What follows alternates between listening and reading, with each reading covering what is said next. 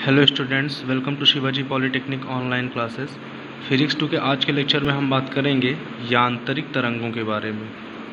यांत्रिक तरंगें यानी कि मैकेनिकल वेव्स। मैकेनिकल वेव्स ये आपके फर्स्ट चैप्टर का टॉपिक है, जिसे हम लोग ने क्लास में डिस्कस कर लिया था। इसकी नोट्स हम लोग ने क्लास में बना ली थी और आज इसका रिवीजन लेक्चर है, जो मैं आपको वीडियो क्लासेस के माध्यम से या ऑनलाइन क्लास के माध्यम से इसका रिवीजन कराऊंगा। तो आइए देखते हैं कि यांत्रिक तरंगें क्या होती हैं। देखिए, यांत्रिक तरंगें ऐसी तरंगें होती हैं जिन्हें संचरण के लिए किसी भौतिक माध्यम की आवश्यकता होती है, जैसे कि ध्वनि की तरंगें हो गई, ठीक है ना, पानी में उत्पन्न होने वाली तरंगें हो गई, उसके अलावा जैसे स्प्रिंग में उत्पन्न होने वाली तरंगें हो गई, किसी रस्सी में उत्पन्न होने वाली तरंगें हो गई। तो ये सारी तरंगें कैसी होती हैं? यांत्रिक तरंगें होती हैं या मैकेनिकल वेव्स होती हैं, ठीक है ना।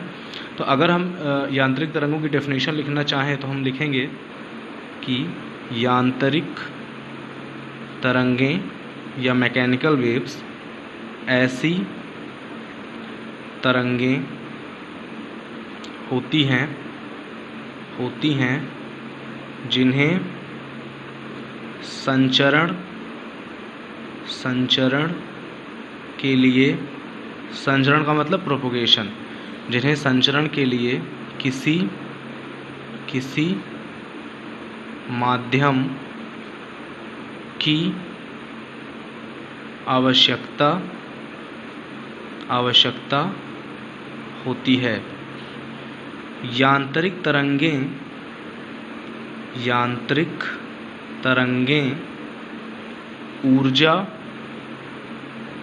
ऊर्जा अथवा संवेग के रूप में संचरित होती हैं।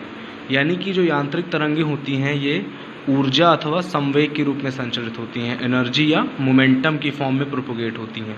देखिए, वेव्स क्या होती हैं? वेव्स एक तरह की ऊर्जा ही होती है। वेव क्या होती है? तरंग क्या होती है? एक तरह की ऊर्जा ही होती है। ये आपको बताया गया है, ठीक है ना।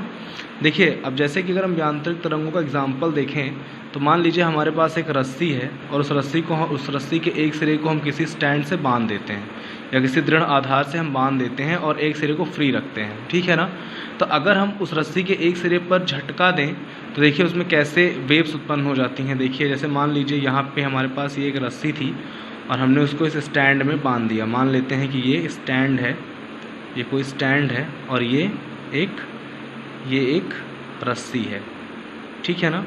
हमने इस रस्सी को इस स्टैंड से बांध दिया और फिर इस रस्सी को, मान लीजिए ये सिरा ए है, ये रस्सी का सिरा बी है। अगर इस सिरे ए से पकड़कर हम रस्सी को झटका देते हैं तो रस्सी कुछ इस फॉर्म में आ जाएगी। रस्सी में एक वेव उत्पन्न होगी और रस्सी कुछ इस फॉर्म में कंपन करने लगेगी या वाइब्रेट करने लगेगी।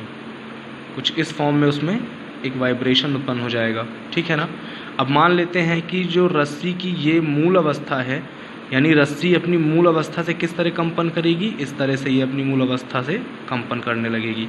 यानी ये रस्सी की मूल अवस्था है जिसके दोनों ओर रस्सी ने कंपन करना शुरू कर दिया। ये ए सिरा है और ये बी सिरा था। तो रस्सी अपनी मूल अवस्था के दोनों ओर कंपन करने लगी, ठीक है ना। तो रस्सी के कंपन करने का मतलब है कि रस्सी के जो कण हैं वो अपनी मूल अवस्था के दोनों ओर कंपन करने लगे और यहाँ से एक तरंग प्रोपोगेट होने लगी। तो कहने का मतलब ये है कि जब रस्सी को यहाँ पर हम झटका देते हैं तो उसमें एक ऊर्जा उत्पन्न होती है और वो ऊर्जा उस रस्सी में आगे की ओर बढ़ती है। किस रूप में? तरंग के रूप में। अब जैसे ऊर्जा जब इस कण पे आती है, मान लीजिए रस्सी का जो ये कण था, जब इस कण पे आती है तो ये कण इस ऊर्जा को अपने बगल वाले कण पे ट्रांसफ़र करता है और इस कण जो ये वाला कण था ये ऊर्जित होकर यहाँ पहुँच जाता है। तो इस तरह से ऊर्जा का ट्रांसफ़र होता है और रस्सी के जो कण हैं वो अपनी माध्य स्थिति के दोनों ओर कंपन करने लगते हैं और ऊर्जा जो है वो एक कण से दूसरे कण में ट्रांसफ़र होने लगती है। इस तरह से जो ऊर्जा है वो रस्सी में ट्रांसफ़र होती है और एक तरंग जो है रस्सी में संचरित होने लगती है। तो ये होता है कि तरंग कैसे संचरित होती है। इसी तरह जैसे मान लीजिए पानी में अगर हम लोग पत्थर फेंकते हैं तो उसमें तरंगें उत्पन्न हो जाती हैं। कुछ इस तरह की तरंगें हमें देखने को मिलती हैं पानी में। बहुत लोगों ने ये ट्राई भी किया होगा।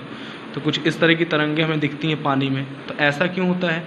जब हम पानी में कोई पत्थर फेंकते हैं तो जिस स्थान पे वो पत्थर या स्टोन गिरता है उस स्थान पे थोड़ा सा गड्ढा सा बन जाता है, ठीक है ना।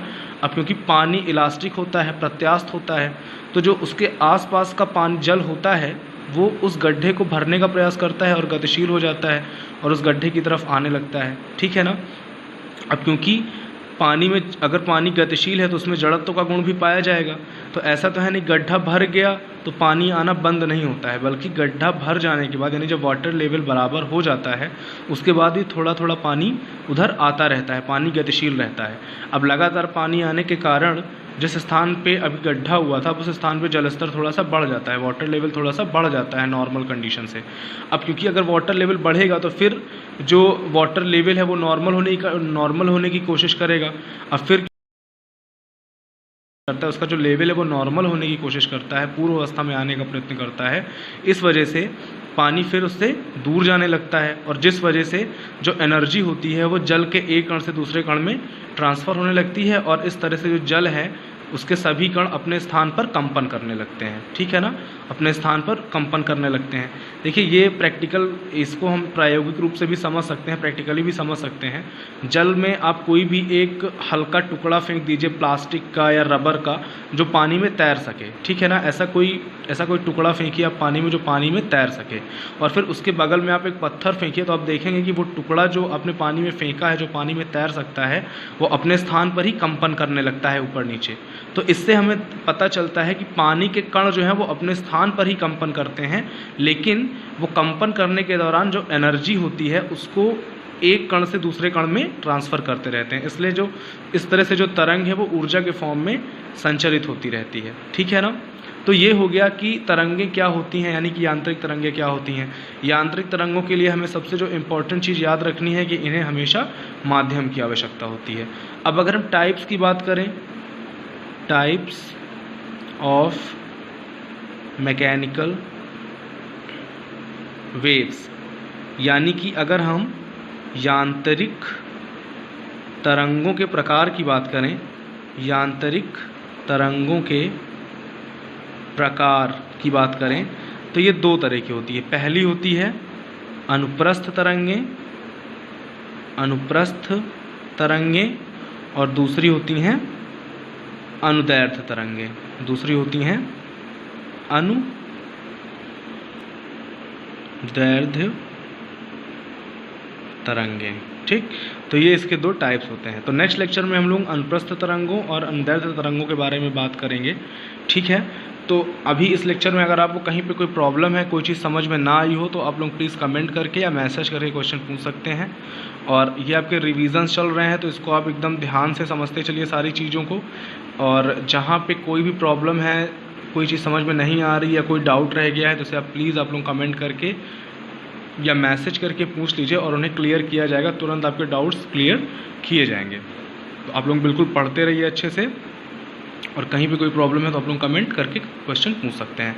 तो अब मैं नेक्स्ट इसका PDF आपके लिए अपलोड कर दूंगा। जैसे अगर आपको नोट्स की रिक्वायरमेंट है, हालांकि नोट्स क्लास में बनवाई गई हैं, लेकिन अगर फिर भी आपको नोट्स की रिक्वायरमेंट है, आपको नोट्स चाहिए तो आप कमेंट करके बोलिए, मैं कमेंट करके मुझे बताइए और मैं आपको इसकी PDF अपलोड कर दूँगा आपके स्टूडेंट लॉगिन पे। तो अच्छे से पढ़ते रहिए और कहीं कोई डाउट है तो प्लीज़ आप लोग क्वेश्चन पूछ लीजिए। Thank you very much.